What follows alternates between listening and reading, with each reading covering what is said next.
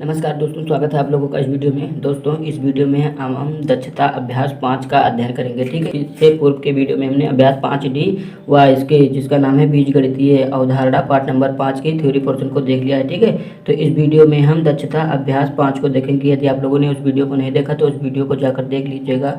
उस वीडियो की लिंक मैं इस वीडियो की डिस्क्रिप्शन में डाल दूंगा। ठीक है, तो देखिए दक्षता अभ्यास के पहले क्वेश्चन में क्या कहा गया है। निम्नलिखित गणितीय कथनों पर ध्यान दीजिए तथा अपनी अभ्यास पुस्तिका में बॉक्स के स्थान पर अक्षर संख्याओं के लिए संख्या लिखिए। यहाँ पर आप देख सकते हैं 4 पार्ट दिए गए हैं। चारों पार्ट में यहाँ पर जो अक्षर संख्या दी गई है यहाँ पर बॉक्स दिया गया है। अक्षर संख्या के यहाँ अक्षर संख्या के स्थान पर बॉक्स दिया गया है। इसे आपको फुलफिल करना है, चारों में दिया गया है। ठीक है, तो चलिए इन्हें हम कॉपी पर हल कर लेते हैं कि कैसे यहाँ पर हम बॉक्स को फुलफिल करेंगे। तो यहाँ पर आप देख सकते हैं हमने कॉपी पर इन्हें अंकित कर लिया है। अब आप देख सकते हैं, चलिए इसमें हल करते हैं। सबसे पहले पोर्शन को। तो पहले पोर्शन में क्या कहा गया है, 6 + 4 = x के बराबर होता है। तो इसी को हम यहाँ पर उठा लेते हैं कि 6 और +4 = x के बराबर होता है। तो इन दोनों को जोड़ देंगे तो ये 10 हो जाएगा, x के बराबर है। यानी 10 और x आपस में बराबर हैं, तो x यहाँ पर x के स्थान पर यहाँ पर हम 10 फुलफिल कर देंगे। ठीक है, तो ये बॉक्स फुलफिल हो जाएगा। अब देखिए दूसरे में क्या कहा गया है। दूसरे में कहा गया है 3 × 9 का जो गुणनफल होता है y होता है। तो 3 × 9 आपको पता होगा 27 होता है और ये हो जाएगा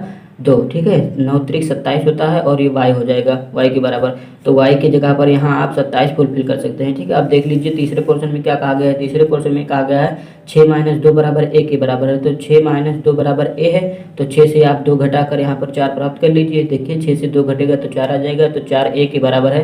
तो यहाँ पर a के स्थान पर हम यहाँ 4 फुलफिल कर देंगे। ठीक है, अब देखिए चौथे में क्या कहा गया है। चौथे पोर्शन में आप देख सकते हैं, चौथे में b/2 = 5। ठीक है, यहाँ पर बॉक्स दिया गया है, यहाँ पर b दिया गया था, तो इसी में फुलफिल करना है। ठीक है, तो यहाँ पर हम क्या लिख ले रहे हैं, ये देखिए जो ऊपर दिया गया है b और यहाँ पर भाजक है, b/2 = 5 हो जाएगा। तो यहाँ पर आप देख सकते हैं कि यदि कोई संख्या भाग में दी गई हो तो उधर से भेजेंगे तो गुणा में हो जाती है। ठीक है, तो यहाँ पर b हो जाएगा, कितना हो जाएगा, इसका गुणा इसमें कर देंगे क्योंकि ये भाग में है तो उधर जाएगा, गुणा में हो जाएगा तो 10 प्राप्त हो जाएगा।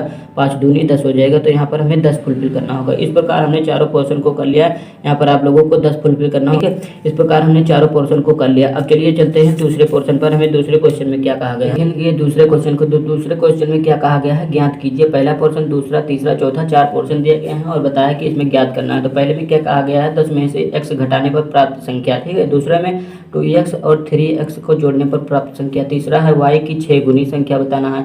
और चौथे में a में 3 का भाग देने पर प्राप्त संख्या हमें बताना है। तो आइए इसे हम कागज पर देख लेते हैं कि कैसे इसको हम हल करेंगे। तो देखिए यहाँ पर हमने कागज ले लिया है और यहाँ पर हमें पहले पोर्शन में जो कहा गया है 10, तो पहले हम 10 लिख लेंगे। जैसे जैसे कहा है वैसे वैसे लिखते जाएंगे। कहा है 10 में से x घटाने पर, तो घटाने का चिन्ह लगाएंगे और इसमें से x घटा देंगे। तो घटाने पर प्राप्त संख्या जो हमें मिल जाएगी 10 - x मिल जाएगी। ठीक है, तो ये हो गया पहला पोर्शन दूसरे का। तो यहाँ पर अब दूसरे पोर्शन को हमें हल करना है। दूसरे पोर्शन में क्या कहा गया है, कहा गया है कि 2x और 3x को जोड़ने पर, यानी 2x और 3x इन्हें दोनों को हमें जोड़ देना है। 2x और 3y को हमें जोड़ देना है। तो जो संख्या में प्राप्त होगी उसे हमें बताना है। तो इस दूसरे पार्ट का हल हो गया 2x + 3y।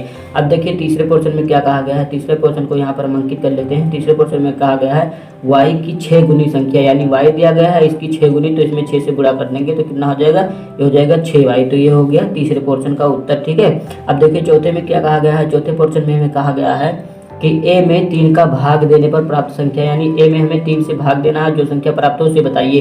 तो इस प्रकार a/3 इसकी संख्या हो जाएगी। ठीक है, वो संख्या हो जाएगी, जब हम भाग देंगे तो a/3 हमें प्राप्त होगा। ठीक है, अब चलिए दूसरा क्वेश्चन हो गया। चलिए तीसरे क्वेश्चन पर आ जाते हैं। तीसरे क्वेश्चन में क्या कहा गया है। तीसरे क्वेश्चन में कहा गया है यदि a = 5 तथा b = 9 तो निम्नांकित के मान ज्ञात कीजिए। आप देख सकते हैं तीसरे क्वेश्चन में भी आप लोगों को 5 पार्ट दिए गए हैं। तो चलिए दोस्तों यहाँ पर हमने तीसरे पार्ट के 5 पार्टों को हमने यहाँ पर अंकित कर लिया है। तो चलिए देख लेते हैं। a बराबर हमें 5 दिया गया था और b = 9। तो यहाँ पर a = 5 और b = 9 रख देंगे, जहाँ जहाँ पर हमें a और b दिखेंगे। तो यहाँ पर a और +10 पहला पार्ट है, a + 10 तो कितना हो जाएगा, तो a के स्थान पर यहाँ से आप 5 रख सकते हैं। तो यहाँ पर 5 रख लीजिए और 10 रख लीजिए। इस प्रकार पहले पार्ट का उत्तर हो जाएगा। जोड़ेंगे तो 15 आ जाएगा। ठीक है, अब दूसरा देख लीजिए, b - 3 है तो b के स्थान पर हम 9 रखेंगे। तो b के स्थान पर 9 रख दिया यहाँ पर और माइनस का 3 हो जाएगा। इसे घटाएंगे 6 प्राप्त हो जाएगा। अब देखिए तीसरे पोर्शन में क्या कहा गया है। तीसरे पोर्शन में a + b - 14 दिया गया है, तो ए के स्थान पर यहाँ से देख लीजिए, ए के स्थान पर हम 5 रखेंगे, बी के स्थान पर 9 रख देंगे और फिर उसमें से 14 घटा देंगे। तो इसको आप देख सकते हैं, ये 9 5 14 हो जाएगा और 14 से 14 घटा देंगे तो इस प्रकार हमें 0 प्राप्त हो जाएगा। अब देखिए चौथे पोर्शन में क्या कहा गया है, चौथे पोर्शन में ए गुणे बी हमें ज्ञात करना है। तो यहाँ पर ए बराबर 5 बी बराबर 9 है, तो 5 और गुणे 9 हो जाएगा। तो इसका गुणा करेंगे तो 9 5 45 हो जाएगा, या 5 9 45 हो जाएगा। इसका उत्तर 45 आ जाएगा। अब आप देखिए पाँचवें में क्या कहा गया है, पाँचवें पोर्शन में आपको कहा गया है 30 भाजक ए, तो 30 और इसमें भाग देंगे, ए बराबर कितना दिया गया है 5। यहाँ से आप देख सकते हैं ए बराबर 5, तो इसे इस प्रकार भी आप लिख सकते हैं 30/5। तो इसे आप जब काटेंगे तो आपको 6 प्राप्त हो जाएगा। ठीक है, अब देखिए दोस्तों हम पहुंच गए हैं चौथे क्वेश्चन पर। तो चौथे क्वेश्चन में क्या दिया गया है, चौथे क्वेश्चन में दिया गया है विस्तृत रूप को घातांकीय रूप में लिखिए।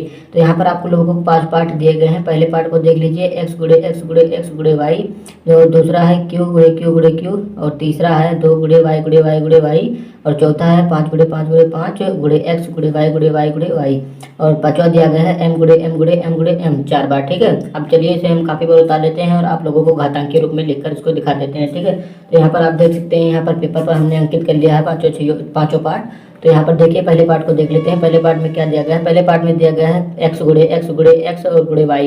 तो जैसा कि मैंने आप लोगों को बताया था कि x जितनी जो संख्या है जितनी बार होती है उसे एक बार लिखकर उसके ऊपर उतनी घात लगा देते हैं। तो यहाँ पर आप देख सकते हैं x यहाँ पर 3 बार दिया गया है, 1 2 3, तो इसकी घात 3 हो जाएगा, और y एक बार दिया गया है तो y की घात 1।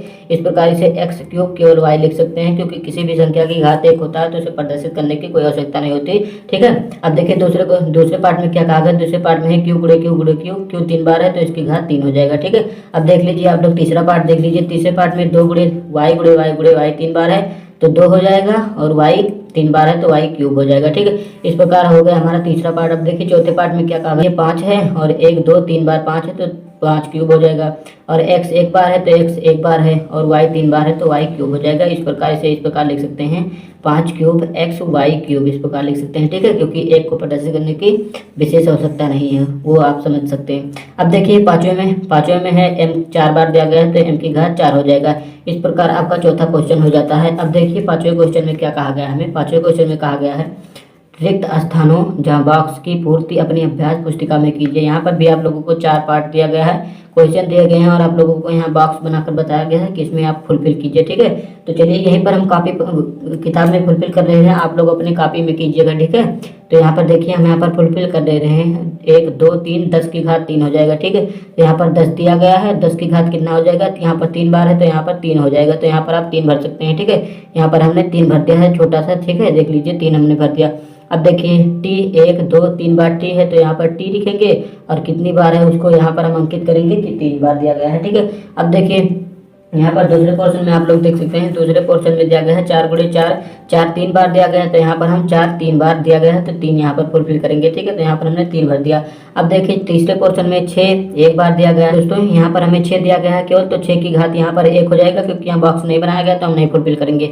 अब देखिए यहाँ 1 पी 2 पी आपको दिया गया है तो यहाँ पर आप पी भर दीजिए, पी की घात 2 यहाँ पर आप लोगों को दर्शाया है। अब तीसरा देखिए यहाँ पर क्यू है, क्यू कितनी बार है, 1 2 3 बार क्यू दिया गया है तो क्यू की घात 3 हो जाएगा, यहाँ आप 3 भर दीजिए। ठीक है, अब देखिए चौथे पोर्शन में हमें दिया गया है s गुणे s 3 बार दिया गया है तो यहाँ पर s भर देंगे, s की घात 3 यहाँ फुलफिल किया गया है। अब देखिए t यहाँ पर हम t भर देते हैं, टी स्क्वायर 2 बार है तो टी स्क्वायर यहाँ पर हो गया। ठीक है, अब देखिए छठे क्वेश्चन में क्या कहा गया है, छठे क्वेश्चन में कहा गया है अधोलिखित कथनों को देखकर उसमें चर और अचर छाटिए। ठीक है, ये जो 4 पोर्शन लिखे गए हैं इसमें चर और अचर हमें छाटना है। ठीक है, तो यहाँ पर आप देख लीजिए, आप लोग किताब पर नामांकित लिखिएगा कुछ और नामांकित कीजिएगा। ठीक है, मैं आप लोगों को यहीं पर बता दे रहा हूँ जिससे कि थोड़ी समय की बचत होगी। तो देखिए पहले पोर्शन में दिया गया है 5x square y square z cube, तो यहाँ पर आप लोगों को चर और अचर छाटना है। तो यहाँ पर चरवा होता है जिसका मान समय अनुसार परिस्थिति अनुसार बदलता रहे तो वह चर कहलाता है, और अचर कौन सा होता है, अचर वो होता है जो किसी भी परिस्थिति में अपना मान ना बदले। ठीक है, तो यहाँ पर देख लीजिए जो 5 है ये 5 अचर है, तो यहाँ पर मैं लिख दे रहा हूँ, पहले पोर्शन में लिख देता हूँ 5 अचर है,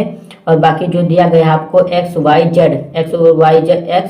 y और z आप लोगों को जो दिया गया है ये चर है। अब देखिए दूसरे पोर्शन में क्या है, दूसरे पोर्शन में 7 अचर है। ठीक है, इसमें 7 अचर है तथा x और y जो आपको दिए गए हैं ये चर हैं। ठीक, अब देखिए तीसरे पोर्शन में आप देख सकते हैं, तीसरे पोर्शन में यहाँ पर एक चर है, एक अचर है। ठीक है, क्योंकि इसके गुणे में एक तो होगा ही, यहाँ पर एक इसके गुणे में होगा ही। ठीक है, और यहाँ पर m स्क्वायर और m की घात 4 दिया गया है, n स्क्वायर दिया गया है, तो m और n जो है ये चर हैं। ठीक है, अब देखिए चौथे पोर्शन में क्या हो जाएगा। चौथे पोर्शन में भी अचर एक ही है, ठीक है।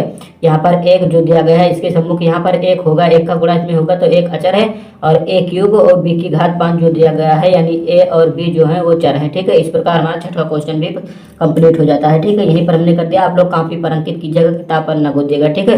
तो इस प्रकार हमारा दक्षता अभ्यास भी कंप्लीट होता है। अगर वीडियो आपको अच्छा लगा तो वीडियो को लाइक, शेयर और चैनल को सब्सक्राइब करना न भूलिएगा। धन्यवाद, मिलेंगे किसी अगले वीडियो में।